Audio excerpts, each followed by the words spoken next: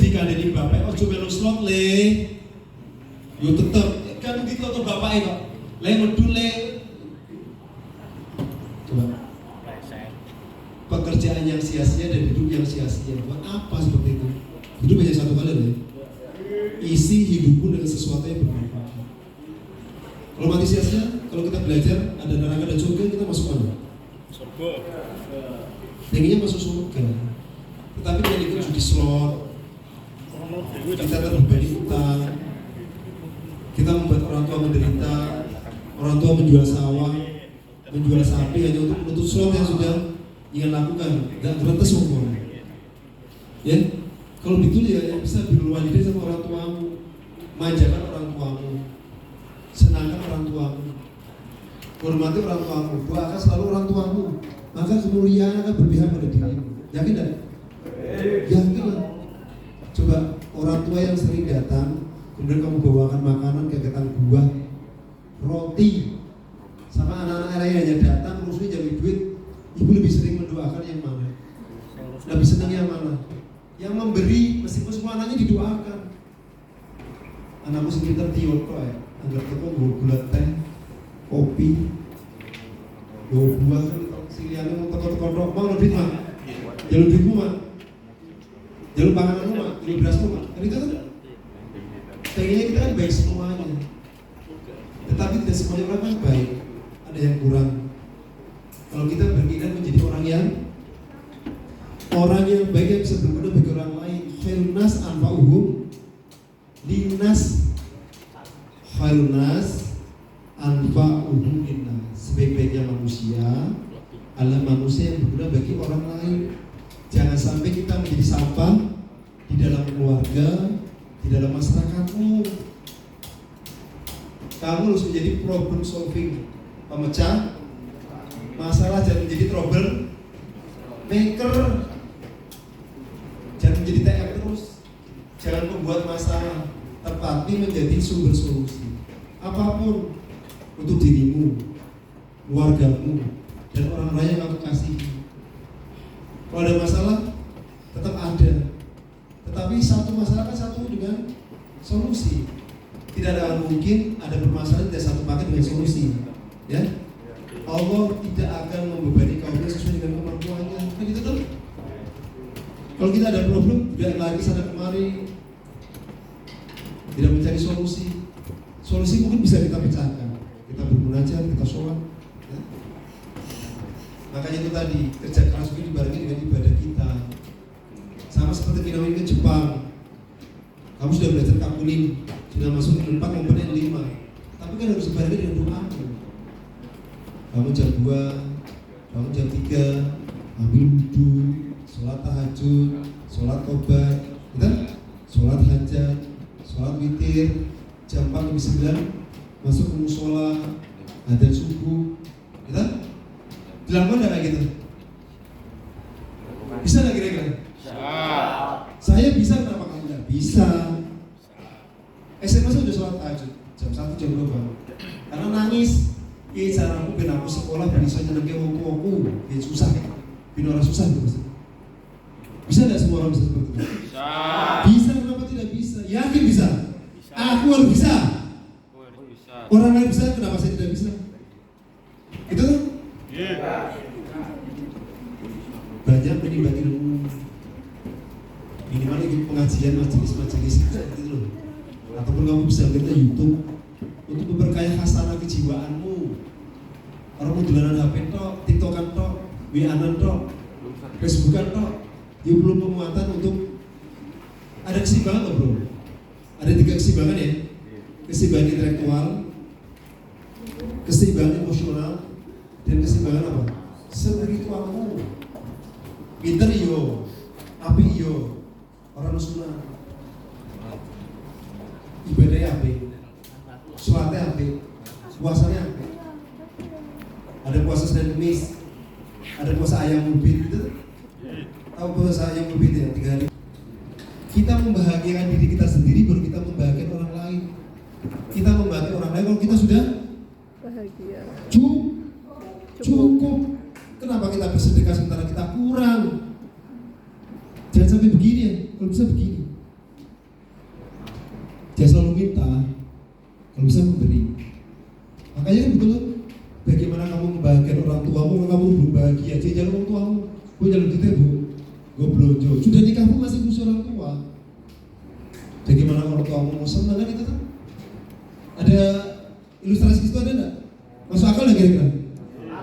Masuk akal kan? Berarti semuanya kan berpulang dari kepada diri kita sendiri. Kita baik, kebaikan kita akan menyebar kepada orang lain. Omongan kita baik, pola pikir kita baik, kita membantu orang lain. Makanya kembali kepada hati kita kan? Hati kita kalau ditumbuhi dengan sesuatu yang positif akan mengalir kepada pikiran kita. Pikiran kita menjadi positif, perbuatan kita menjadi positif. Bilisani, bikolbi, biarkani. Pikirannya api, lisannya api, perbuatannya api. Kan jadi orang yang jempolan, ya? Bukan ria ya, bukan ria. Tetapi bagaimana saya menjadi orang yang beruntung, orang yang mendapatkan kemanfaatan selagi saya hidup. Gitu. Kalau kita sudah punya kemampuan, kita mensedekahkan apa yang kita miliki.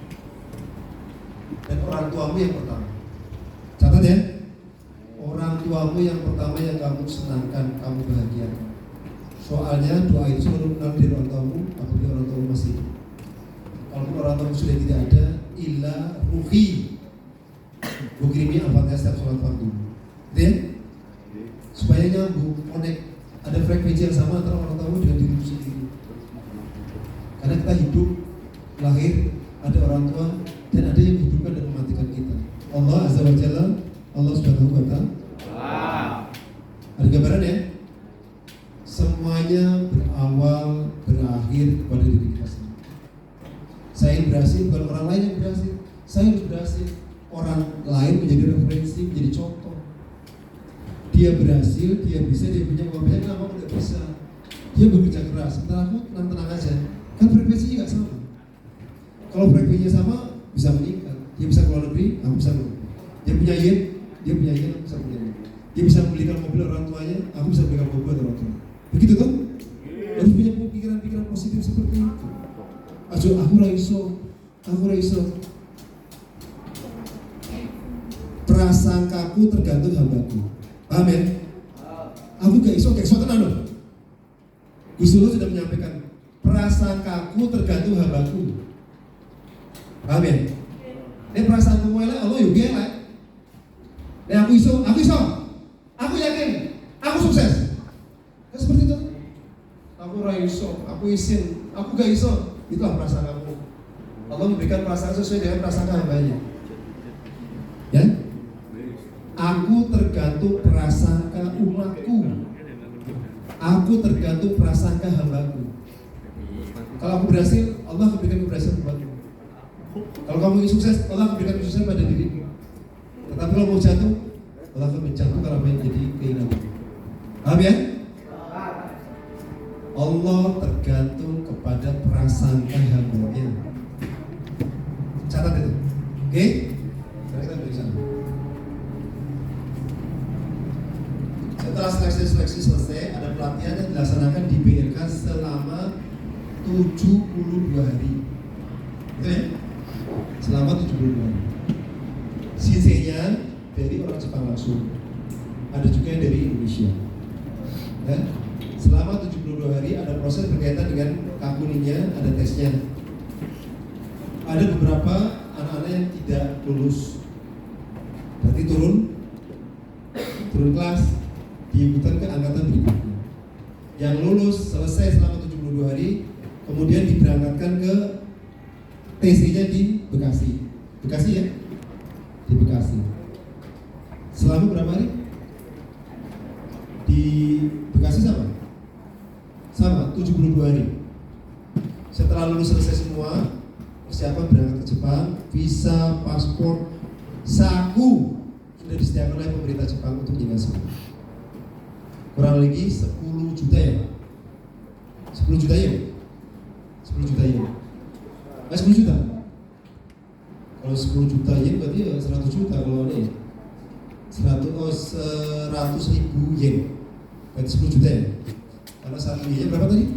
130 kurang lebih ya. Jadi berangkat, visa, paspor, saku udah dikasih semua. Bekerja di sana, ditempatkan di mes. Setiap mes ada induk semangnya, diawasi kesehariannya, perilakumu, HP-mu, semuanya diawasi selama 3 tahun. Selama 3 tahun bekerja di mes, kemudian ada tempat-tempat yakin yang diberangkati Japan pasti ada pekerjaan. Ya, kecuali yang SO ya. SO singkatan apa nih?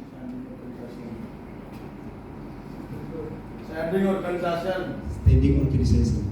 Itu harus mempunyai tempat dulu baru diberangkatkan. Kalau IM Japan sudah pasti ada pekerjaan yang dikerjakan oleh anak-anaknya diberangkatkan dari Indonesia ke Jepang. Ya, 3 tahun kontraknya selesai kembali ke Indonesia. Dari nilai kontrak 25 juta atau 30 juta, adik-adik semua yang diberangkatkan IM Japan bisa mengantongi uang kurang lebih 500 juta rupiah.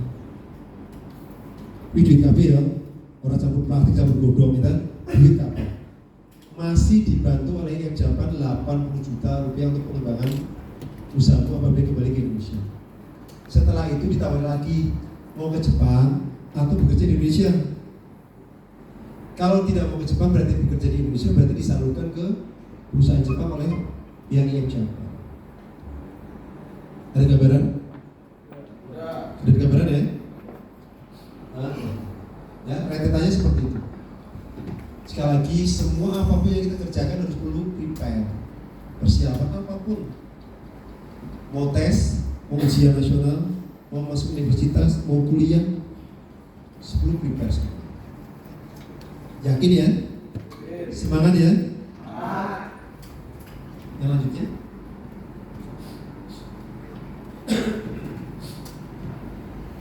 Sudah selesai?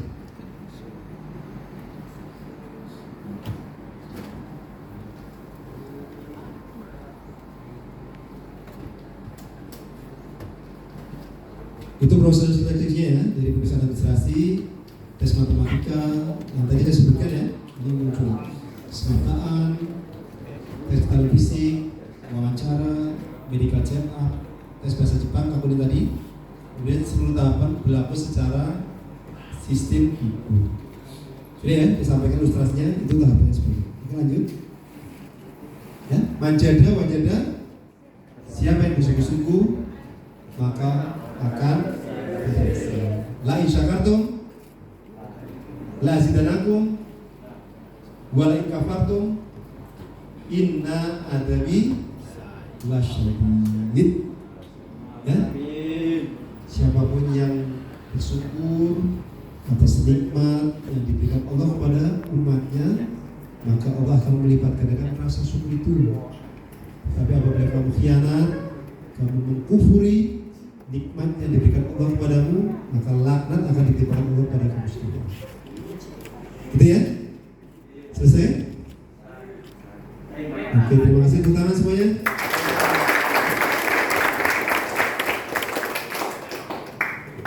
Pak, kurikulum kita itu coba. Udah tadi udah direvisi? Ada tambahan tadi? Ada tambahan? Ya? Coba.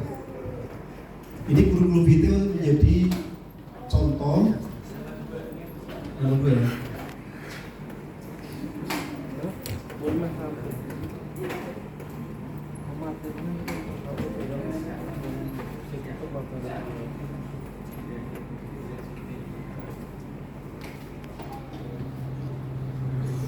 Setelah ini kalau ada yang tanya-tanya ya nggak apa-apa ya, harus ada yang tanya loh ya. Artinya hasil dari diskusi kita ada 1-2 orang yang menanyakan apa yang kurang jelas supaya kita ada pemahaman yang sama, ya.